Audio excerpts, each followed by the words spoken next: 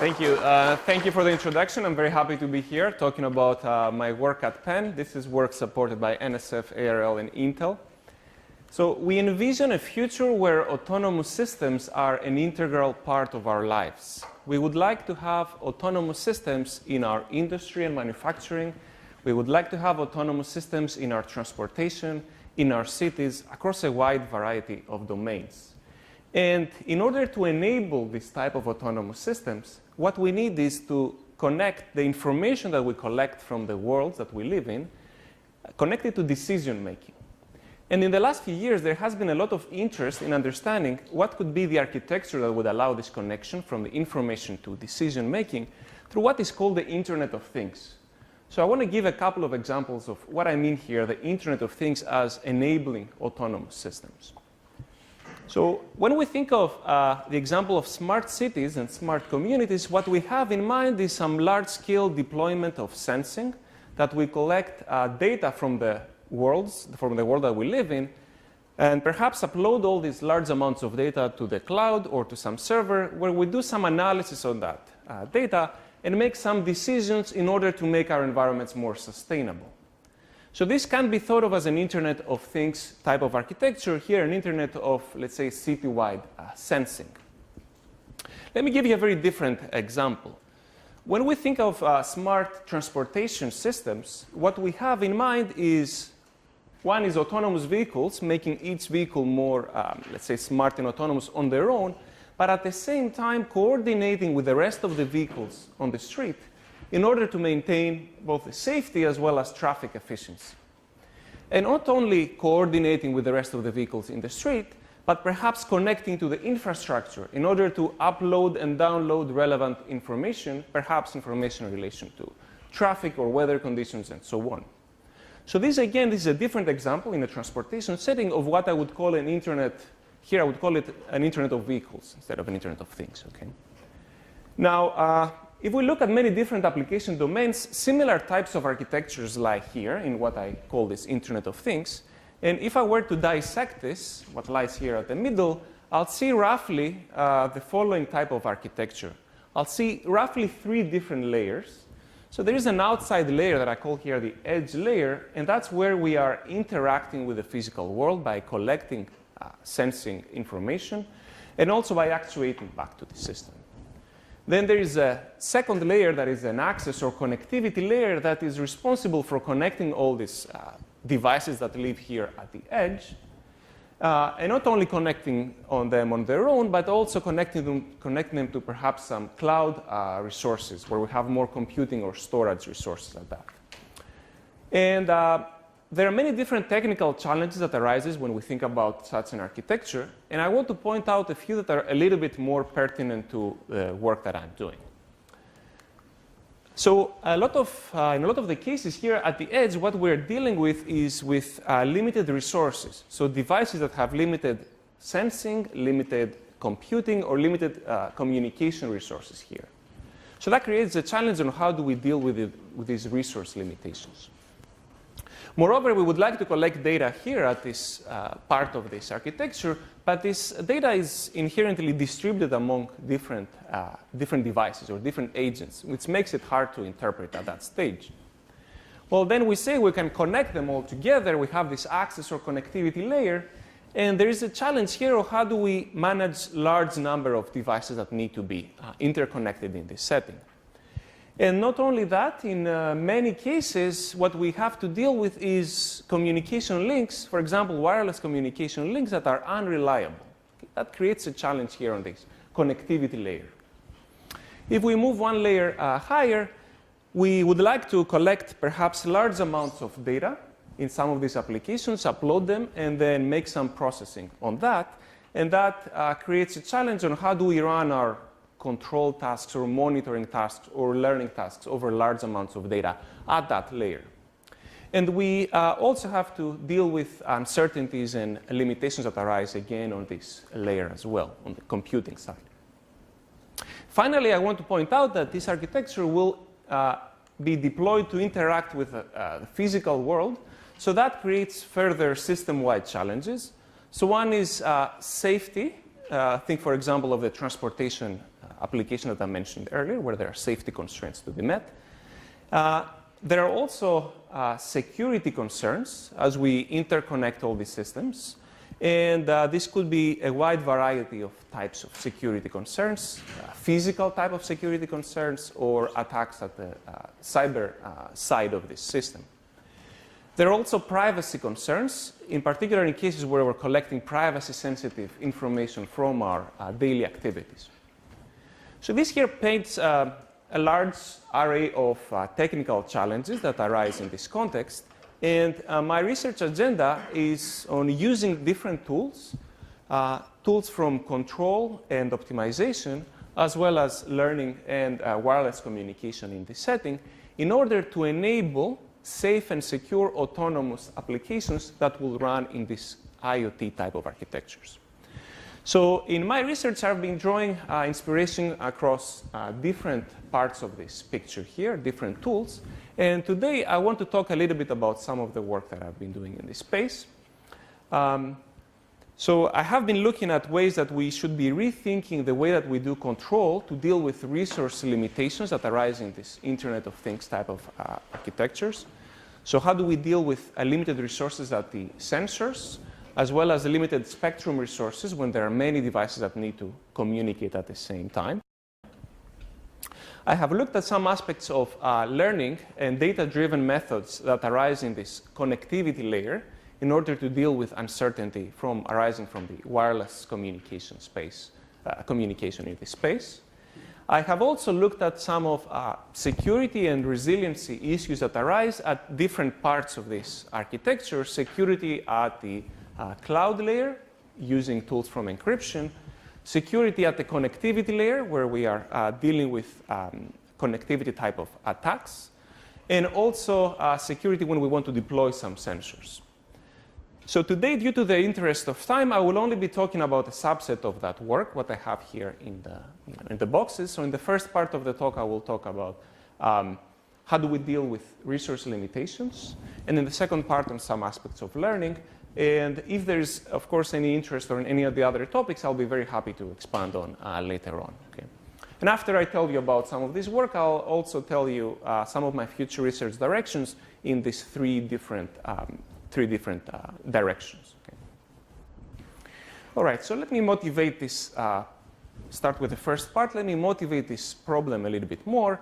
So in many applications, what we're interested in is, for example, monitoring some physical system that may be some remote system. So we would like to go and deploy some sensors that we collect data from such an environment, and we cannot always go and, let's say, recharge these batteries of these sensors. So we'll have to be careful about the resource limitations that arise in that context. Okay? So the sensors that will be deployed, they'll have to operate on their own resources for a long time. In the same type of challenge arises also in, let's say, large-scale monitoring applications, such as in a smart city, as well as in applications where, in industrial applications where you want to deploy some sensors. Again, you don't want to go around and always connect them, have to deal with their own limited resources, for example, their battery resources. And not only we have these resource limitations at the sensor level, but we also have limitations at the connectivity level, meaning that we would like to go and deploy many such sensors in this environment, collect information about many of these systems. So that creates a challenge on how do we deal with limited spectrum resources that we have available at that context. So how do we rethink the way that we do monitoring or control or learning applications when we have such resource limitations? That's a technical challenge that arises. And if we look at the literature, there are different types of approaches on that problem. There's a communications perspective that says, well, I am allocating resources in order to overcome uncertainty in the wireless communication.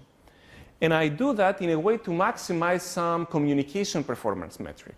So I allocate my resources to maximize the throughput that I get out of the sensors, okay? Or the data rate, or some kind of communication objective. Now, there is alternatively a control and estimation point of view that says, well, someone has designed the communication part of the system, and what I have to do is dealing with how do I monitor or control some dynamical system over communication links that have limitations. Limitations in terms of their limited data rates or limited packet drops. Okay? And of course, Bruno's work has been one of the first ones to work on that space as well. More recently, there has been also a lot of interest in understanding from the controls point of view, again, given some communication system, how should we avoid periodically executing some tasks or periodically communicating in this context through what is called event-triggered control. So my perspective on this problem of understanding this resource efficiency in this context has been on looking at a cross-layer perspective, a perspective that tries to capture both the wireless communication parts of this architecture as well as the control parts of this architecture. And more specifically, understand fundamentally what are the novel resource allocation mechanisms that arise in this context. Mechanisms that would take both into account the communication aspects and the control aspects.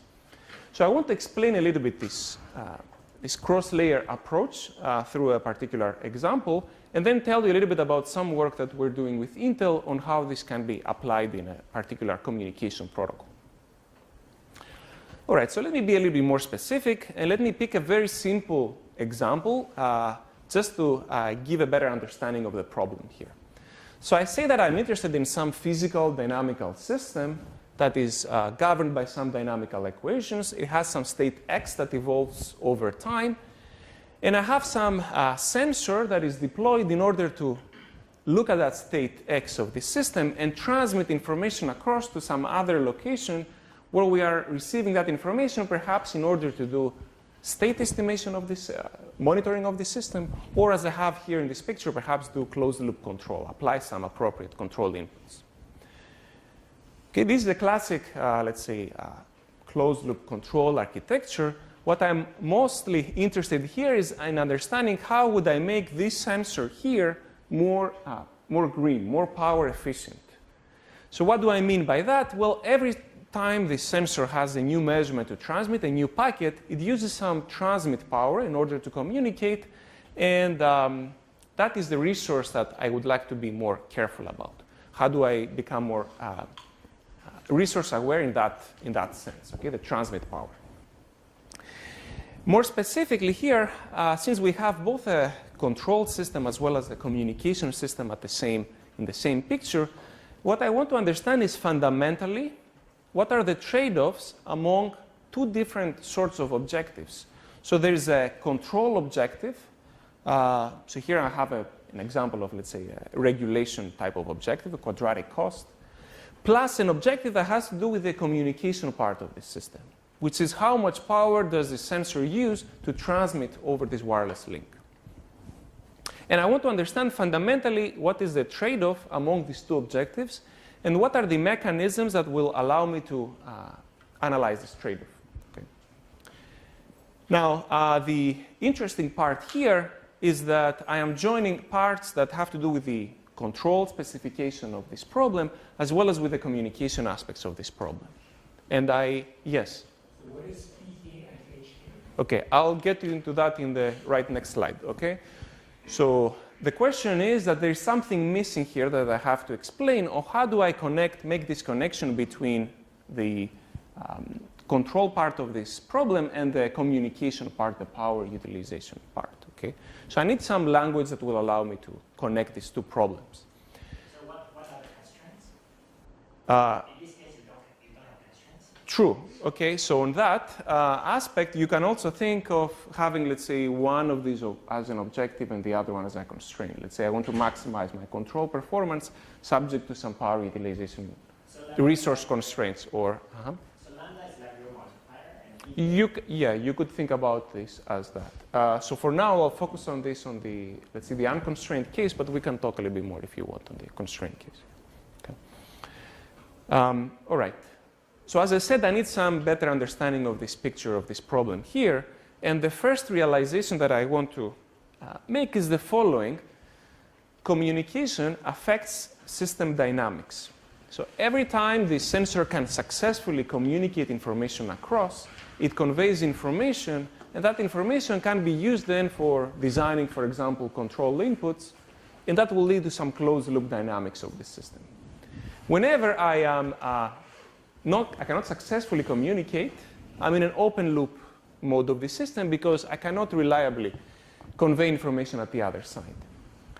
So essentially what I have is two different modes of operation of the system. So one that says what happens if, to my state of my system, if the packet that I send right now is received, versus what happens if this packet is dropped. Okay? And this is an example of what this would look like in a linear system model. Now, as I mentioned, we are switching among these two modes of operation, one that is a desired mode, let's say the closed loop, and the other one that is an undesired. And more importantly, we have control over how we do that because we are selecting the transmit power. Okay? And this goes to the question that was asked. So every time that the sensor is using some transmit power, what it affects is essentially the reliability of this link. So if we want to be more wasteful in our resources, we can transmit with some higher power level at the sensor and maintain a higher reliability, which I can capture here as a model of saying higher packet success rate for the current transmission. Moreover, here we can incorporate parts of the wireless channel model here. So HK, that was the question, so that can correspond to the current channel conditions, fading conditions that we're facing right now. So this is a random channel gain that affects my communication also. Okay, now I've put these two models together, the part of the control and the part of the communication, and now I have a well-defined problem of saying I have these two objectives, my control performance and my power utilization, and I'd like to understand what is the best way of exploring that trade-off. And my first result is a theoretical characterization of the optimal solution of this problem. So this optimal solution goes as follows. There are two aspects that I want to emphasize. One is that at every time step k, we're choosing a different power level, and that should be chosen adaptively as a function of what is the current state measurement that we have, as well as the current channel conditions that we're facing. Okay? So that's the first illustration here. And I want to point out that the way that we get this, let's say, perspective of having this control system state X affecting this communication parameter, which is the transmit power, is because I'm looking at this cross-layer problem here. Okay. Now, I want to go a little bit into more detail and tell you what is this new kind of result that we get here, the new intuition that we get here. Yes, please go ahead.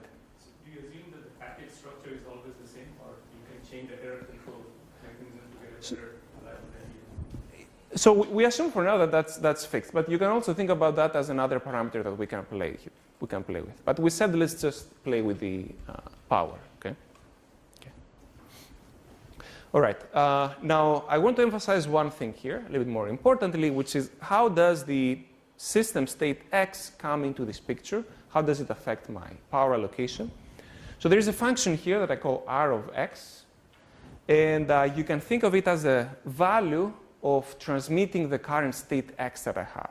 So as my dynamical system evolves in the state space, evolves in the space where X lives, different states will have a different information content and also different value of being transmitted. So when there's something more critical happening on this system, this pushes me to throw in more resources, here more transmit power in this case. And so this result here tells you that there is such a function that captures this importance of communicating and the importance of using power allocation now. There's one technical caveat that I want to mention, that this is a theoretical result, meaning that there is this function R of X, but this is a hard to compute value function for this kind of dynamic programming problem that we have on the top. And my contribution on that has been on understanding what can be some model-based approximations that say, well, you give me the system dynamics, what I was saying, for example, this linear system dynamics, the open loop and closed loop, and find some approximations, not the optimal solution, but at least some approximations on what you can plug in as this value of conveying that information across. Okay? Can also give some guarantees using this model-based approximation, meaning that I can give some guarantees on these costs, for example, that you can incur over time. Now, the benefit of doing that is as follows. I said I have two objectives that I want to optimize, the average control cost and the average power that I'm using. I want to understand fundamentally the trade-off among the two. Here I'm plotting the trade-off that I would achieve. The blue curve is what I would achieve if I have a very simple sensor that just fixes some transmit power level, doesn't adapt to anything, and this is a trade-off that we can get among these two objectives. The purple line is what we can get using this more smart adaptive power allocation rule that looks into the system dynamics and does this allocation accordingly online. And we can get this purple line.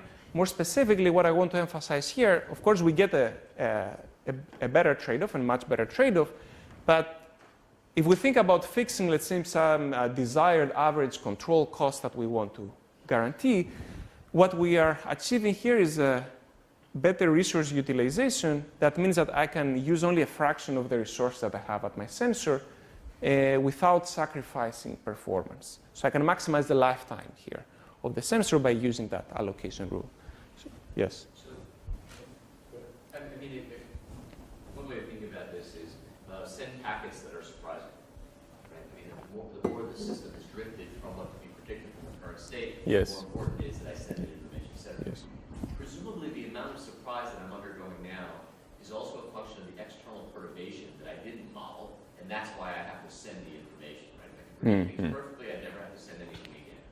So any particular curve that you've plotted there must assume some amount of external perturbation with respect to the model that you've implemented. So, and presumably, if like there was a huge amount of perturbation, the difference between those two curves is almost nothing because everything's a surprise.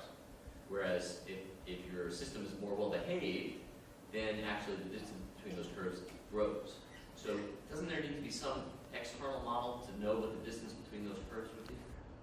So this is an excellent question. So let me tell you where is that, let's say, uncertainty or surprise? How is it captured here in this model?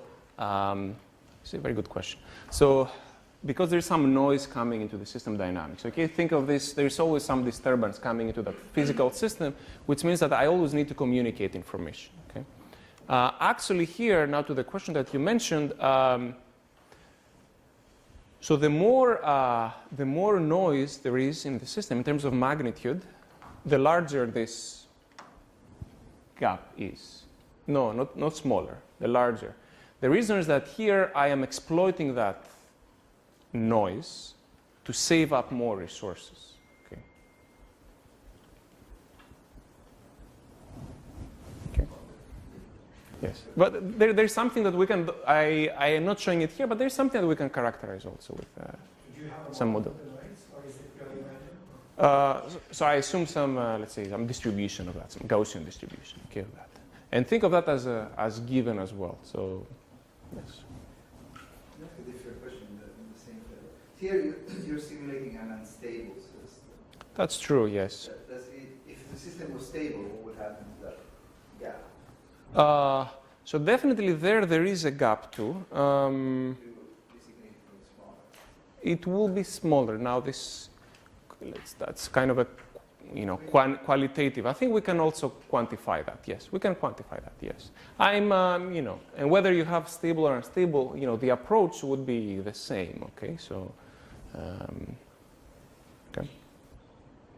And the other thing here, there's no sensing, right? In some sense, right? In what sense? Observation. Right. We can extend that to that case, okay? So things are a little bit more complicated, but there's some extensions to that case, yes. Okay. So let me. Is it actually signal to noise ratio, or it's perhaps it's arbitrary units, or because it's related to some channel noise, right? Right. So it's relative to, yes, relative to the noise of the channel, yes, like the SNR of the, yes, true. So how would this be similar to like the rate distortion bounds? Because you can. So that's information theoretic approach, yes. There also you can put a penalty on the reconstruction. There is a resolution. Here you have a control. So I'm not an expert on that, so I cannot really say directly what is the connection. Okay, we can talk more if you want. Yes. Okay. So definitely here the dynamical system I think will give you a very different problem. That's what I think. Okay. All right. Now this was a very simple example, as I said, because I only said, well, I have one sensor, try to be more resource efficient with just one sensor, and you get into this type of rules. What we're really interested in is in cases where we want to deploy many such wireless sensors in the environment, monitor many such control processes, dynamical processes. So I'm in an environment that looks like this, in a model that looks like this. There are many sensors, many different maybe dynamics, and they all need to communicate and convey some information across. And perhaps I'm collecting all that information at some common access point that is somewhere in this environment. Okay. Now the challenge here becomes on how do I allocate resources in terms of the channel resources. So that means that everyone needs to convey information at the common access point. There is a need of balancing the how do I use my spectrum here among many different systems. And I have been looking at problems of oops. Sorry, they skipped some slides. So I have been looking at some problems of this form that say, well, I have 10 different dynamical systems, 10 different specifications of performance requirements. That means that I can write down 10 different constraints. That goes back to the question that I had that was asked on, and I want to make sure that I satisfy all 10 of them. Okay? So I have 10 different constraints, and perhaps I have some other different objectives that I want to optimize. And I have looked at ways that we can approach this problem, so this problem of allocating the spectrum among many different systems in order to meet such type of requirements. Okay. So I want to say a little bit on how this approach, this control-aware access point approach, looks like in a practical protocol. So we have been looking recently we have been working with Intel on a center for. Sorry, skipping some slides. Okay, so we have been working recently on a Center for Wireless Autonomous Systems. And when we told them about this idea of having this control-aware access point, they told us about this new upcoming wireless Wi-Fi standard that has this exactly what we need in order to implement such a protocol. It has a centralized allocation of resources to many different users. So the way that it does that is that here's what the time slot looks like of that protocol, and here's the available bandwidth that we have at this access point. What it does is that it specifies ways that you can split time and frequency to many different users. So for that, that would mean for me many different sensors that need to convey information. And this is what a time slot looks like, where, for example, we have 14 different users scheduled here. At the next time slot, my systems are changing, the state of the systems are changing, so that means that I can select different sensors to schedule on the next time slot, and I can do this allocation online, similar to how I described this power allocation. The difference here is that I'm looking at resources such as the spectrum and how does that affect many sensors that need to convey information. So we decided to look at what would be the benefit of using that in a case where we have many different control systems. So these are, again, tough systems in the sense of they are unstable systems, so inverted pendulums type of systems. And they all need to convey information in order to maintain their performance. So that means all of them need to be running in the upright position, communicating to the common access point. So we looked at what would be this control-aware access point within this specific Wi-Fi protocol. And what we gain in one sentence is we gain scalability. So we can increase by 50% the number of users that we are supporting. So 50% more control systems can be supported using this more control-aware and adaptive approach here, as compared to an approach that would give equal resources to each one of these dynamical systems. Okay, and I have to say here, back to one of the questions. So if we don't have these very unstable dynamics, if we have more stable dynamics, the performance improvements in terms of scalability are even larger here. Okay, so I talked a little bit here on this first part of the talk about how we should be rethinking control in order to deal with resource limitations. And I talked about the cases where we're dealing with limited power resources or limited spectrum resources. I want to switch gears a little bit and talk a little bit on the second part of the talk about some issues that arise on learning aspects, again, in this context. So in many of the applications that we're interested in, these autonomous applications, is in deploying these systems to operate in environments that we don't have direct models a priori. So if we think, for example, of let's say, of a rescue mission, then we want to really deploy our system in an environment that is not a priori known and may be even hostile. In applications where we have some large-scale deployments, again, there is a challenge here because we cannot say that we'll have some model information about this large-scale system if it's, let's say, a city-wide sensing. But I think there is a great interest in understanding how do we move from model-based approaches to more data-driven approaches within this context. And there has been a lot of interest recently, at least in some of the, let's say, the areas that are a little bit closer to the problems that I talked about, both from the control systems as well as the communications community on understanding what would be ways that we can use tools from machine learning to deal with uncertainties in this context. And I am very interested in understanding how can learning be used within this context of the Internet of Things, especially since we're dealing with these data-driven systems. We want to deploy these sensors or agents, collect information, so there is an abundance of information, and then we have to think about how to deal with the uncertainties in this context, in this case. Now, to be more specific, I want to say a little bit about some work that I've been looking at on this context. Again, looking at this problem of this connectivity layer of saying I have many such devices that need to communicate information, let's say many different control loops, and I am operating in an environment that I don't know. So I don't have an exact model of the communication environment that I'm operating in. Or maybe this communication environment is changing over time, perhaps due to mobility in the environment. So how do I deal with that case? And for here, let me just, for simplicity, say that maybe the physical dynamics part of the system are known. I know that from first principles, and I don't know the communication. But we can also think of other combinations of this problem here. So I have been looking at problem formulations of this form, and I'll tell you why I've chose that form.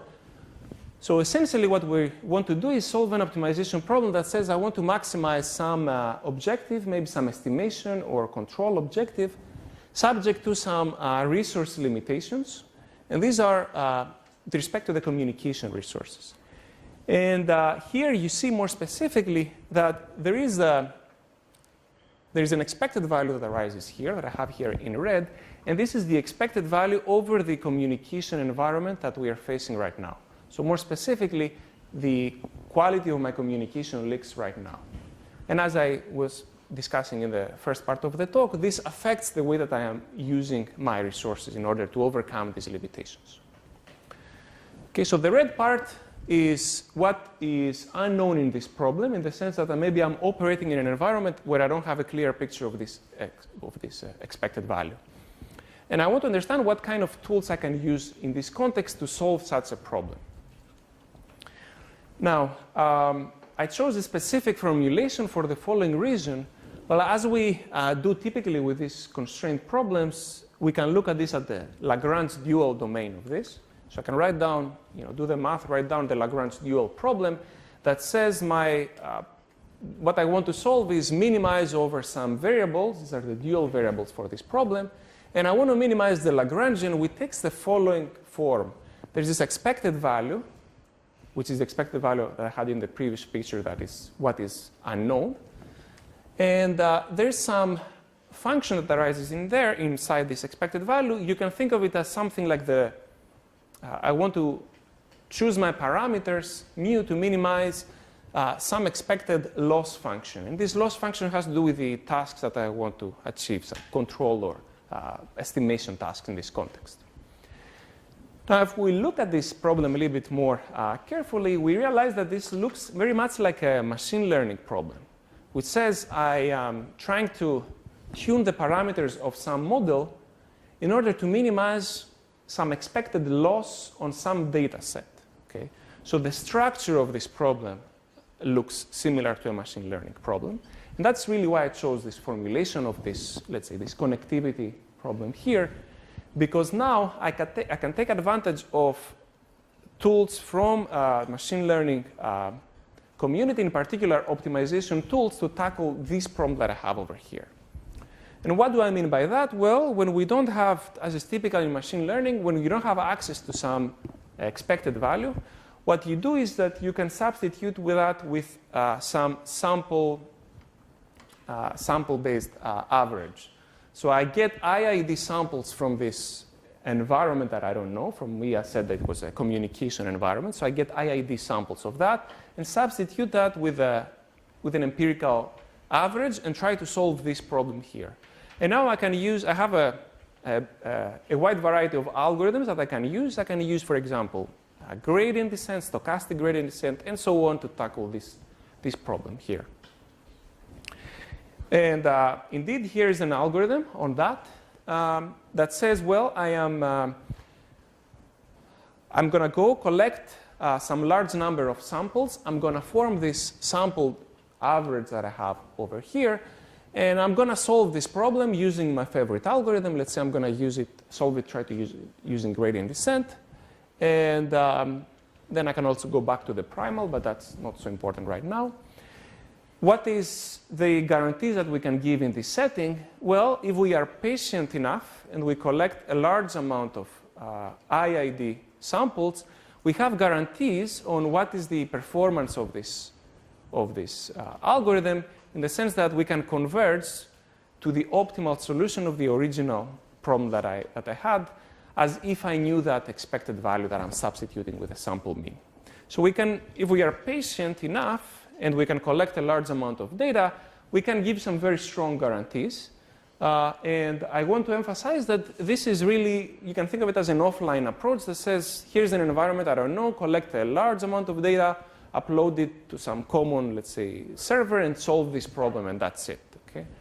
Yes? So you're assuming the channel characteristics are static over time? Thank you. That's an excellent question, because that's my next slide. Okay? So this is an offline setting, okay, that you solve it, you use it only once, and that's it. What we're really interested in is in the cases where this environment may be changing, and may be changing in a non-stationary fashion. So I want to understand this as the same optimization problem, but think about this expected value that captures this communication environment as changing over time. And it could be changing even in a non-stationary fashion. Okay? So that's kind of what I'm trying to plot over here. So over time, maybe this distribution is changing. Now we cannot rely on this offline setting, but look at something that would be an online tracking of changes in this environment. And here's one algorithm that we have been working on that context. This is an online algorithm that tries to track changes to this environment. And it goes as follows. It's an iterative algorithm, as it's online. So at each iteration of this algorithm, I am collecting a number of samples coming from a new distribution at each iteration. And I'm forming a sample average, but not only a sample average of the data that I collected right now, but also over a window of data that I had collected from a previous distribution. So I form this double sum, this double average here. And I'm doing that in order to, because I would like to keep any information that I collected from previous distributions, because it may be useful for the current problem that I have right now. Okay, so I form this double sum. And then I have this optimization algorithm that says I want to track changes, so try to find what are the current dual variables for this problem. And we would like to have an algorithm that tracks changes fast. So an algorithm that could do that is a Newton's algorithm. That means that I have to compute the Hessian for this objective function and the gradient. and take advantage of the fast convergence rate of Newton's method. This is an online algorithm which says that at the next iteration, I'm going to collect some a new set of data points that comes from a new distribution. I'm going to form this sample average by shifting the window over data that I have collected, run one step in this Newton's method, and keep on doing that online as in an effort to try to track changes in an online fashion to the here to the environment. Can I ask some technical questions? Sure, yes. So is the problem convex? We have assumed, yes, convexity and strong convexity here in order to use this Newton's method. So definitely, yes. So let me just point out that I'm just explaining a little bit more let's say, the method that we're dealing with changes in the environment, assuming some nice convexity structure. Yeah, but it's a good question. Even F is your distribution, or what is F? So that has to do with the specific problem that we have, which is, let's say, I want to maximize some estimation objective or control objective over such an architecture. Okay. So yes. So You do not have a model. Everything is data-driven, so you... no, not everything is data-driven. So let me just make clear that. So I say the dynamics, physical system dynamics are given. What I don't know is just the communication quality, okay? The quality of my communication links. Now, there are other problems that you might say, I don't even know the dynamics, and that will become a more, complicated problem that perhaps you might want to use different data-driven, tools. Totally, yes. Check whether the problem is really convex, or... So we have assumed that, and then so let me tell you what is let's say the result that we can. So this is an online algorithm. So I just wanted to mention what is not so much the technical details, but what's the flavor of the result that we can get here. So under some assumptions, so also under some convexity assumptions, which I'm not explicitly writing down here. So if the environment does not change drastically from one iteration to the next, so the distribution does not change drastically from one iteration to the next, and if I get enough data points at each iteration of this algorithm, then this online algorithm can track the solution to this problem with accuracy. So more specifically, if at time k I am within some suboptimality bound of the solution at time k, then at the next iteration at time k plus 1, I am within the same suboptimality bound now with respect to the new problem that I have at time k plus 1. So this captures this idea, let's say, of using data trying to track the changes in the environment. Yes? Do you still assume that the samples are IID? So within each iteration, yes, that they are IID. That's, yes. So that could be, maybe I cannot guarantee that, but at least for the analysis of that, right? So, but the way the distribution changes from one iteration to the next, that can be non-stationary, and that will be captured somewhere in some bounds here on this algorithm. Okay. So you're saying that there is a kind of time-scale separation, right? Yes. You can say class is stationary. I would say yes. Yeah, that's maybe something to explore, to explore more. Okay, yes, definitely. Thank you. Okay, so this is just a quick illustration of what is, let's say, of the theoretical argument. So this is over time. I'm trying to maximize some objective. In this particular case, it's a similar problem formulation as I had before. Let's say I want to maximize some control performance. And the red curve is what is the time-varying solution of this problem if I knew really how this environment changes over time. So ideally, if I had a very clear model, I would have this red curve. This online algorithm tries to track these changes using this. This is the blue curve that I'm showing here. And you see here there is some randomness added from the fact that we are sampling actually from some distribution here. But the behavior is what what we try to capture also in the theoretical setting. Okay.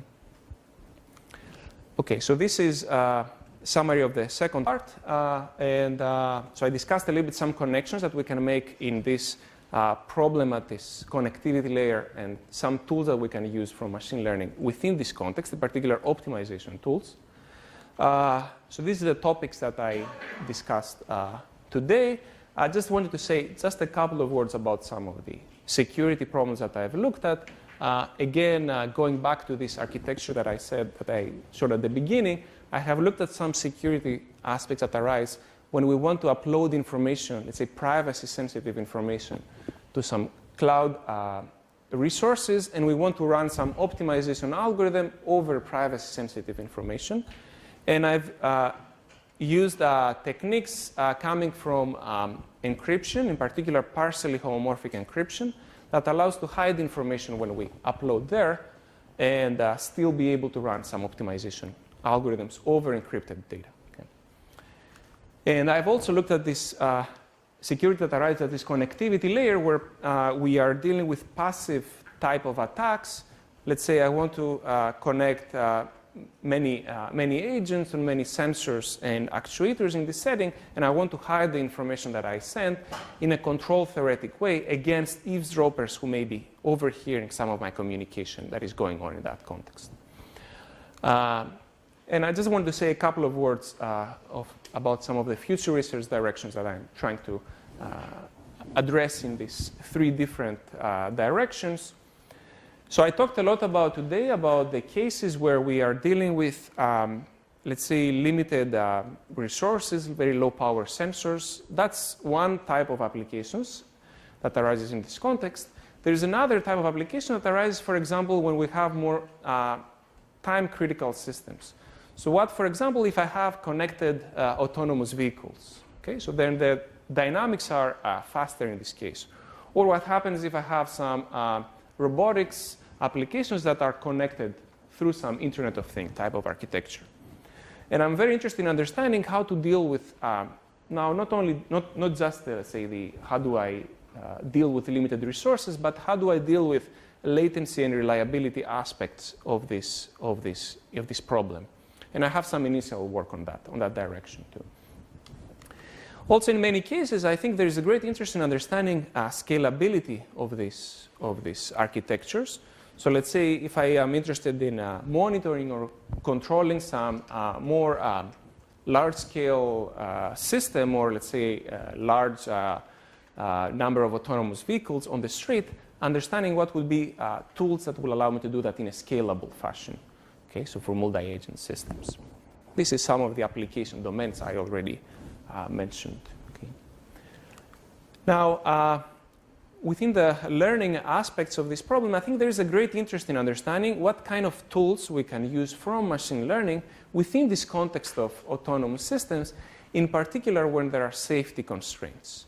And understand, well, I don't want to throw away completely the models that I have from first principles, but understand what are the appropriate ways of coupling model-based approaches and data-driven approaches, especially towards safety constraints in this context. Also, in many of the applications, I think it's very interesting to understand what would be distributed implementations. So we are collecting data in a distributed fashion from many different devices or many different agents. Maybe we cannot always upload all that information centrally and process that centrally, but understand what would be distributed, let's say, approaches to deal with this data. So distributed learning in that context. So that would be something like, especially for Internet of Things type of applications. And some of these topics I'm currently exploring at a course I am teaching at Penn, also on a workshop that I co-organized last year at a CDC conference. And finally, on the last problem of security and resiliency, which I didn't talk too much about today, I think there is a great interest in understanding what are fundamentally the security definitions that we should have in this context. And more specifically, what kind of new defense mechanisms we can deploy, and defense mechanisms that take into account both the physical aspects of this problem, as well as the cyber security aspects of this problem, and the connectivity, the communication aspects of this problem. And it's some of the application domains that I'm very interested in exploring that in smart cities and smart infrastructures in that setting. Okay, so that concludes my talk. Thank you very much for your attention and all the questions. Okay?